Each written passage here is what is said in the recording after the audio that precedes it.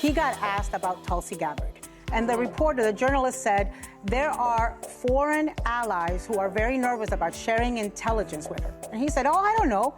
I'm surprised to hear it. I heard that for the first time the other day. I mean, I think she's a great American. I think she's got tremendous common sense. This woman with tremendous common sense, Tulsi Gabbard, went to Syria, met with Assad, legitimized him as a member of Congress, then came back here and advocated for him. You're telling me this woman went over there, came back and advocated for him, and she's got common sense? Our foreign allies are right to be nervous about sharing intelligence with her. Well, she's a weird one because she has so many characteristics that you would think that everyone who's a progressive would want as a president. She is a veteran who twice served overseas, twice deployed. She's been a veteran for a long time congresswoman. She's from Hawaii. She's Hawaiian. You would say she's a woman of color. They say she's a woman of color. She's a very articulate, rock-solid woman, and they've tried to find a bunch of dirt on her, and they can't. What do you get when you mix Joe Rogan, The View, and a $50 million lawsuit? A meltdown with a side of legal chaos. Tulsi Gabbard just went all in and hit The View with a lawsuit so massive, Whoopi's wig nearly applied for protective custody.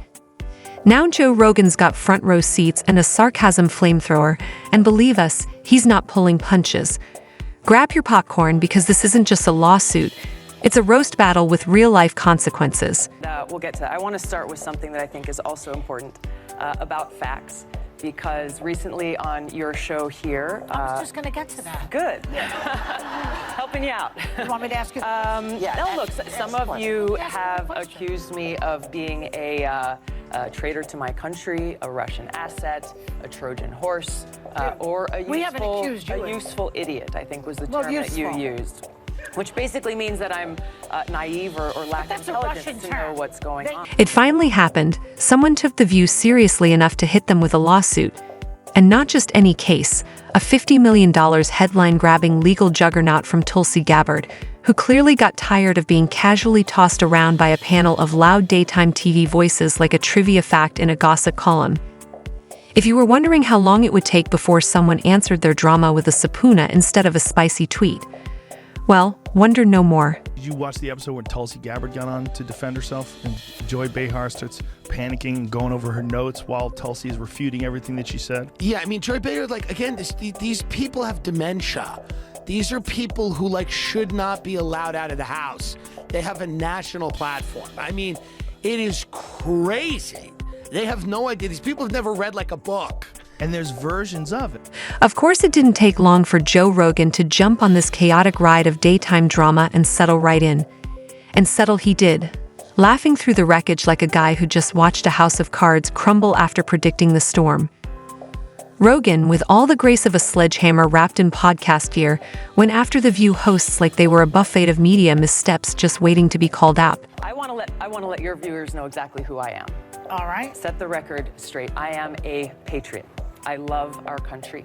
I am a strong and intelligent woman of color, and I have dedicated almost my entire adult life to protecting the safety, security, and the freedom of all Americans in this country. It was the attacks on 9/11. Well, I guess we're getting a little bit far ahead of ourselves, but Franklin Graham finds you refreshing. He doesn't find me refreshing.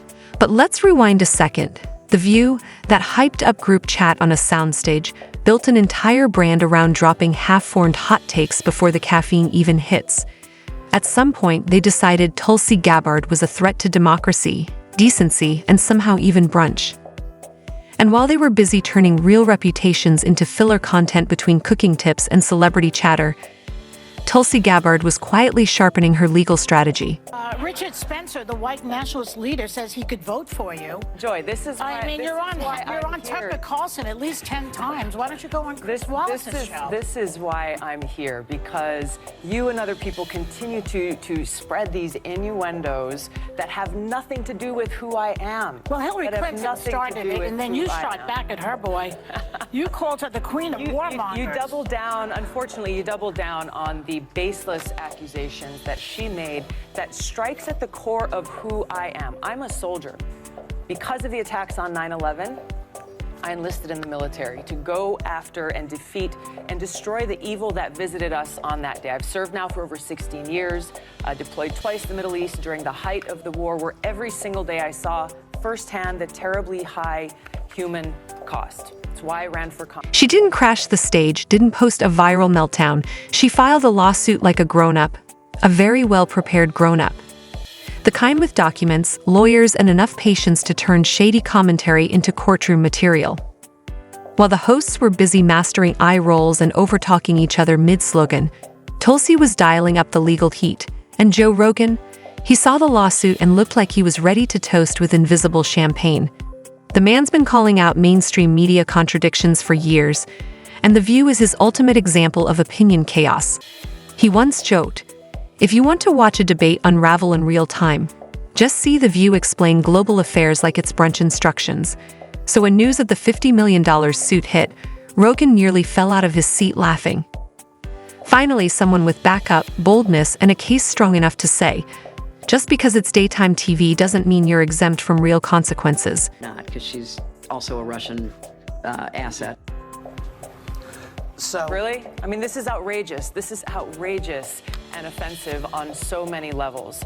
I've served as a member of Congress now for almost 7 years, receiving high-level national security and intelligence briefings, serving on the Foreign Affairs Committee, the Armed Services Committee, the Homeland Security Committee, working to ensure the safety and security of the people of this country. This is why I'm running for president, to continue that commitment of service. He didn't hold back, not just calling out defamation, but pointing out how the show had drifted into parody territory, presenting itself as serious commentary. Rogan compared their discussion style to a family squabble at Thanksgiving, just with fewer facts and more ad breaks. He cheerfully explained the formula: take a headline, mix in shaky details, top with personal slant, and deliver to an audience barely paying attention. This wasn't casual shade, it was a full takedown. Rogan lit up the panel like a blaze fueled by cue cards and talking points. He noted how the show had turned into a comfort zone for unchecked claims wrapped in dramatic flair, as if applause breaks and long sighs equaled real research. He joked that each co-host acts like the final word on truth, when it's really just a cycle of shallow points and reposted internet takes. And let's be honest, Tulsi's not someone you casually misquote. A former congresswoman, military veteran, and someone with deep policy experience, she's not easily boxed in by sound bites. Her break from the mainstream made her a clear target for a space that doesn't exactly embrace opposing views. Saw you on The View. Yeah. Yeah, so that's been overwhelming my past couple days. So I just went in there, did my thing. I had no idea what to expect. I didn't know who Sunny Hostin was. I actually still really don't know. So I wasn't expecting necessarily for her to kind of try to ambush me in that way and attack my character in that way. Well, it is the show that people love to hate. Yes, that's true. That's true. They get so much hate watching viral clips of them saying ridiculous things. I mean, Yeah. it is a rabies-infested. This wasn't just a hot take gone wrong, it was a reputation hit disguised as Fox concern. Tulsi's lawsuit basically says, "Well done, you played yourselves, now explain it to a judge." She didn't respond with a media blitz or vague subtweets. She went full courtroom drama, and that's when Joe Rogan leveled up from amused onlooker to full-blown cheer squad. He backed the lawsuit like it was long overdue karma. For Rogan, this wasn't only about Tulsi. It was about pushing back against a media machine built on surface-level chatter, spin-heavy monologues, and a version of reality where opinions carry more weight than facts. He applauded her for doing what many only rant about on message boards and in group chats. Rogan didn't just laugh at the hosts, he deconstructed their entire formula. To him, The View isn't a conversation, it's a performance art piece where moral grandstanding replaces informed debate, and raising your voice counts as winning. Meanwhile, Tulsi played this like a tactician. No press tantrums, just paperwork, no dramatic speeches, just legal citations. While the show was busy packaging outrage as awareness, she was building a case. That's why Rogan admired the move so much. It wasn't just a comeback. It was a strategic strike aimed straight at the core of daytime drama dysfunction. View has to be, if you average out the View hosts, among the dumbest people on television. And so it's like they say the thing that people are thinking, but they say it very directly, so they expose whatever truth. But I don't think some of them are dumb. You don't think so? No, I don't think Sunny Hostin. You think it's deliberate? I think she's ideologically driven, and they have blinders on for sure. I don't think Sunny's dumb. But Whoopi is certainly not the brightest person. And what she just said just doesn't make any sense. It's just like so silly. Meanwhile, The View carried on like it still existed in some alternate universe where words have no real consequences, where offhand remarks just disappear into thin air. But here's the catch. This wasn't some flub celebrity segment or a bad joke about a pop star. They said things that could actually impact someone's career and public image. And this time, someone pushed back. Tulsi's lawsuit ripped the veil off how recklessly some shows use their platform. And Joe Rogan, unofficial watchdog of mainstream media, aimed the spotlight at the whole machine. He pointed out how shows like The View wrap outrage in a bow and call it insight, where opinions are mistaken for courage and clapbacks for thoughtful discourse. He joked they might need to add a legal advisor to their glam squad, or better yet, a civics tutor. Because when your idea of journalism involves shouting over co-hosts while mispronouncing half the facts, you shouldn't be surprised when someone drags you into court. Rogan didn't just stop at the legal drama, he launched into a full comedic breakdown of how these shows even function. A lineup of hosts all trying to win the Outrage Olympics, using cue cards written by someone who probably skimmed the news between lats. He laughed at how the show still pretends it's steering the national conversation when it can barely stay afloat without falling headfirst into a sea of catchphrases and mixed metaphors. Culture shift between right and left authoritarianism, and now people don't recognize that if you just stop looking at it in terms of red and blue, look at the actions, whether it's war, suppression of free speech, pharmacological interventions that are mandatory, whatever it is, that used to all be associated with the authoritative right, the authoritarian right. And now those things are being embraced by the left. And I just think it's just an ideology thing. And I think we get confused and we think we're on the right side. We're on the right side. And if it's our side that's saying this, for sure that's the right thing to do. And no one's critically thinking. Tulsi, meanwhile, was all precision, calm, quiet, and calculating. No shouting, no spectacle, just a legal move that turned The View's stage into a courtroom. She didn't just step into the fight. She showed up with blueprints and started laying foundation.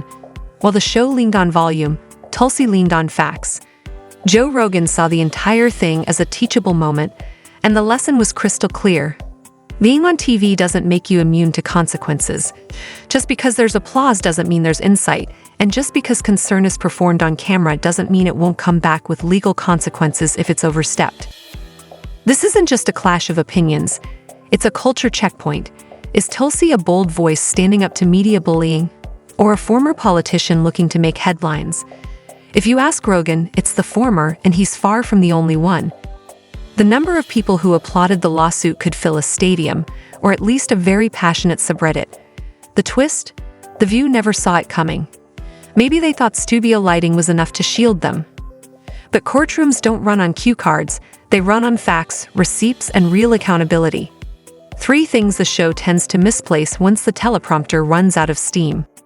Is that show has this very specific ideological bubble in which they operate in, and they always bring on a token conservative woman and they yell over her and silence her, and they did that with Meghan McCain, and they did that with what is that other blonde woman from Survivor? Do you remember her, Jamie? She was always yelling. I mean, it's a... Rogan may have been grinning, but he came armed with examples.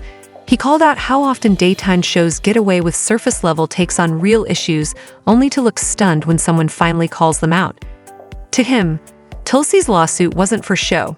It was a wake-up call, and that sound, it's echoing through every studio with a cozy set and a live mic.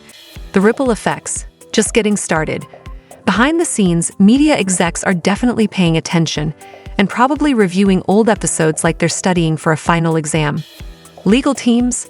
They're likely on high alert, combing through footage from moments that might not age well. And Rogan? You can bet he's queuing up an episode titled something like, "Why Yelling on a Morning Show Isn't a Legal Strategy." This is the moment where the popcorn turns into champagne, because this isn't just about Tulsi or some casual back and forth. It's about cracking open the protective bubble around mainstream talk shows. This isn't a guest clapping back at some hosts. It's like someone filed a lawsuit against the circus and asked, should clowns be running press briefings? The message is clear. Just because the mic has glitter doesn't mean you're above consequences. And yes, the cultural stakes. Absolutely massive. About losing your job, and you're worried about podcasts taking over, and who's the source of news, and we said Donald Trump is Hitler, but half the country disagreed with us, and he won, and this is and Joe Rogan believes he drank. Tulsi's lawsuit just kicked wide open the door for every public figure ever turned into a tabloid punching bag. The message? Go ahead, sling your sloppy accusations on national TV, but don't be shocked when someone hits back with a lawsuit packed with more footnotes than your entire research team ever read. For way too long, media personalities have lived in a fantasy land where being wrong never came with a bill, only boosted ratings. Now that bill's itemized, notarized, and slapped with a $50 million price tag. And Rogan? He's loving every second. This is the guy who built his empire by actually listening way longer than 3 minutes. Watching The View scramble under legal fire must feel like watching an improv troupe getting audited. The idea they might actually need a fact-checker, or anyone who finished a Wikipedia article before going live, is almost too good to be true. Rogan even joked maybe now they'll hire a lawyer who doesn't get updates from Instagram Reels. The bigger picture? It's brutal but clear. Smear campaigns aren't just annoying background noise anymore. They're lawsuits waiting to happen. We've hit the point where spouting reckless falsehoods on TV isn't just ethically shady. It's financially foolish. Especially when the target keeps receipts like a tax auditor with a vendetta. So yes, this lawsuit is cultural dynamite. It's turning the talk show table into a courtroom, the gossip segment into Exhibit A, and the coffee mug into a liability hazard. When platforms this loud get this reckless, someone's got to push back, and Tulsi Gabbard just made sure everyone heard it, all the way back in the green room. Tulsi's move wasn't just legal, it was symbolic. And Joe Rogan was more than happy to be the hype man, using his platform to mock, dissect, and dance on The View's crumbling credibility like a man waiting for this moment since 2016. As for The View, they're stuck in the awkward space between spin cycles and subpoenas. No witty segment can turn this into a feel-good story. No celebrity guest can distract from court filings, and no amount of applause will drown out the sound of accountability knocking. Joe Rogan celebrated it, not as just another lawsuit, but as a cultural correction. And the best part? He didn't even have to raise his voice. He just laughed, pointed, and let the truth do the damage. So here we are. Tulsi Gabbard filed the paperwork, Joe Rogan threw the popcorn, and The View. Well, they might want to start reviewing their legal options, because it turns out the real daytime drama isn't on TV anymore,